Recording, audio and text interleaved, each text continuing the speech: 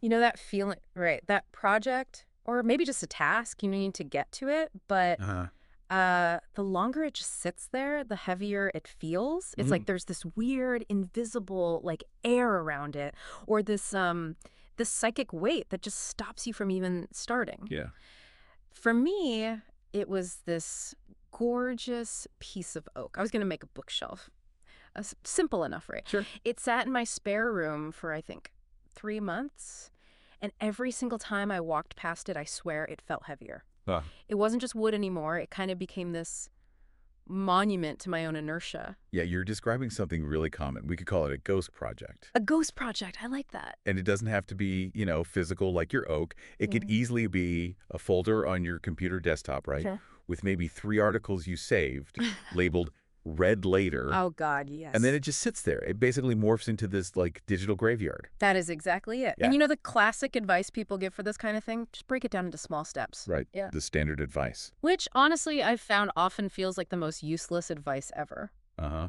Why is that for you? Because now, okay, instead of one big, scary project, I have 17 small, annoying ones. You Yeah. haven't actually fixed the gravity of the thing. You've just, like, chopped it into smaller rocks you still don't want to pick up. Exactly. You've basically just created administrative work for your procrastination. Yes, exactly. So the bookshelf is sitting there, pretty much mocking me, and the inner monologue starts up. That usual script. You really should do that. You're being so lazy. Why'd you even buy that wood? The self-criticism loop. Totally. And my body's response, it's just static, like a complete disconnect between wanting to do it and actually doing anything. That internal struggle it's a really powerful force. It's that complete disconnect you mentioned between knowing what needs to be done and, well, physically moving towards it. It's a common paradox. So what actually works then? What breaks the static? Yeah. What if the usual advice isn't just like not helpful, but maybe even makes it worse sometimes? That's what we should explore. Okay, so today, let's do a deep dive into some maybe unconventional, even counterintuitive ways to break the static and get past this pervasive gravity of starting. Sounds good. Looking beyond the usual tips. Yeah, let's explore some surprising tactics, ways to maybe trick our own brains and finally get moving. All right. Okay, so let's go back to that monumental piece of oak, right? In my spare room, after weeks of just nothing, I finally just gave up on the whole idea of working on it, like officially. Okay. So you changed the goalpost. Yeah, my new goal became go in there and do something completely pointless, Pointless. totally pointless. So one day, I just walked in and I touched the wood. That was it. That was the whole task for the day. Right. The next day, I think I took a pencil and just drew a smiley face on the end grain, the part I knew I was going to cut off anyway. You know, it sounds almost too simple, maybe even silly, and part of me felt kind of ridiculous doing it. But I think that's precisely why it worked, right?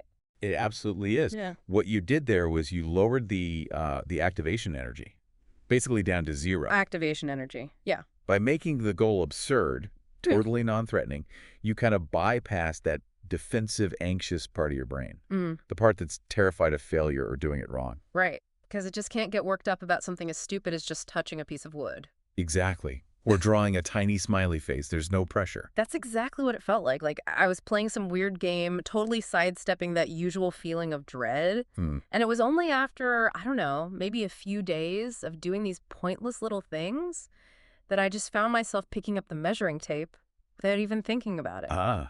So the spell was broken. Yeah, the spell was broken. So, okay, if this works for a physical thing like wood, how does this kind of idea translate to the digital world? Oh. Emails, documents, Yeah. that stuff. What's fascinating is how that same principle applies. Yeah. Think about that email you really have to send, the one that just sits in your drafts folder for like a week.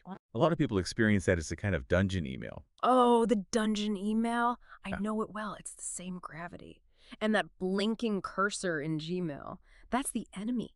Yeah. How So so? it's like this tiny pulsing judge. It just sits there demanding the perfect sentence. You feel like you have to write the most eloquent apology or the clearest explanation. The pressure builds. Yeah.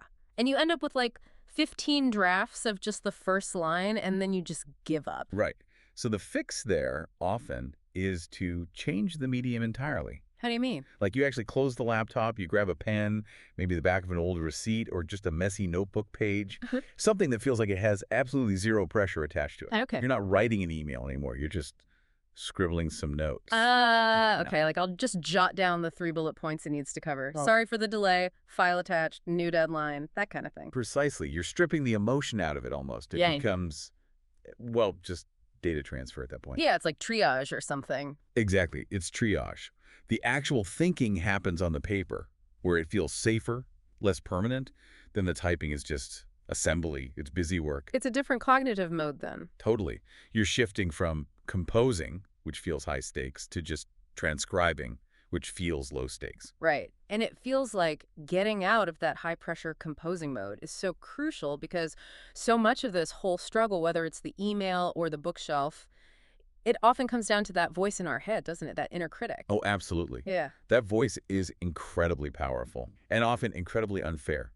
Unfair how? Well, it'll tell you you've done nothing productive all day. Yeah. And you believe it, even if you actually ticked off like a dozen small things. That narrator is just wildly unreliable, isn't it? Completely. It tells you failed and you just accept it. So how do you even begin to counter a voice that's so convinced you're screwing up? Well, you usually can't argue with it directly. It doesn't respond well to logic when it's in that state. Right. But you can present it with cold, hard evidence to the contrary. You can effectively sue your own brain for slander and bring receipts. Huh.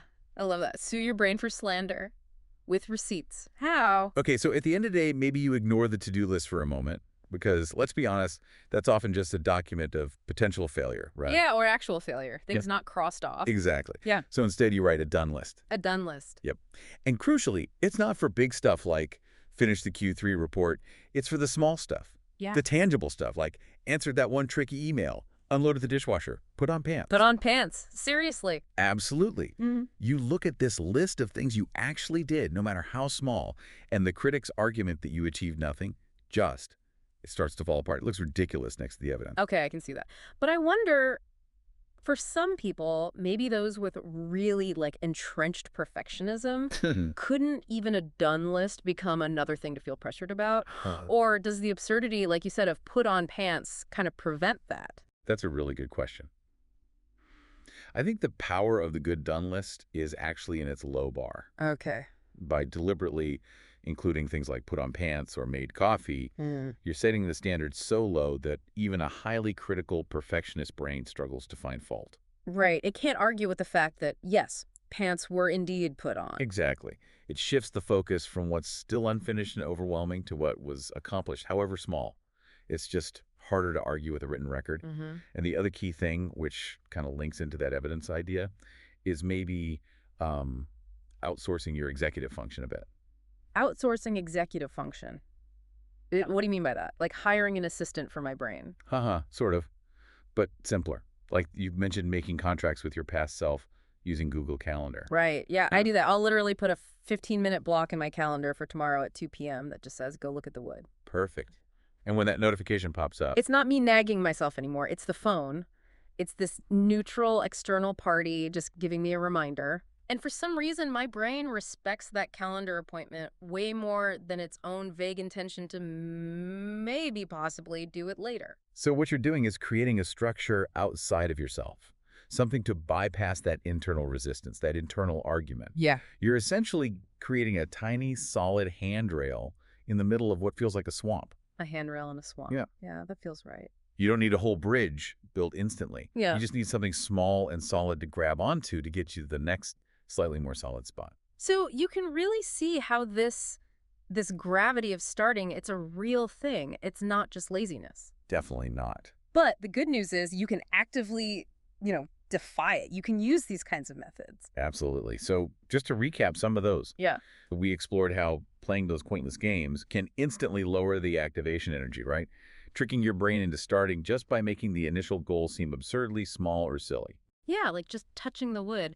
And then we talked about fighting those dungeon emails by changing the medium, moving from that high-pressure blinking cursor on the screen. Right, to low-pressure paper. Yeah. Shifting your cognitive mode, basically, from composing something perfect to just transcribing notes. Yeah. Stripping out the emotion. And we talked about creating that undeniable evidence against the unreliable inner critic. So ignoring the to-do list, that document of failure. And instead, keeping that done list, even with tiny, tangible things like put on pants, giving your brain actual receipts for what you did accomplish. Receipts for your brain, I like that. And finally, we looked at outsourcing that executive function. Yeah, using neutral external prompts like Google Calendar appointments. They act like that tiny, solid handrail in the swamp you mentioned, Yeah. helping make these little contracts with your past self that, for some reason, you actually respect more. So the core idea weaving through all of this seems to be, well, just being good to your brain, actually. Yeah, kind to your brain, understanding its quirks. Even when it's completely convinced that the sofa has developed its own gravitational pull. Especially them. The gravity of starting is real. And look, it affects pretty much everyone at some point, but you can actively defy it. You're not just stuck with it. Absolutely. And maybe for you, listening right now, just consider for a moment, how often might your own brain be creating its own gravitational pull towards inaction, even when you know logically what needs to be done? Yeah. What tiny, maybe absurdly small step could you take, maybe even right now, today, just to create that first little solid handrail for yourself? What would it look like to simply touch the wood of your own ghost project?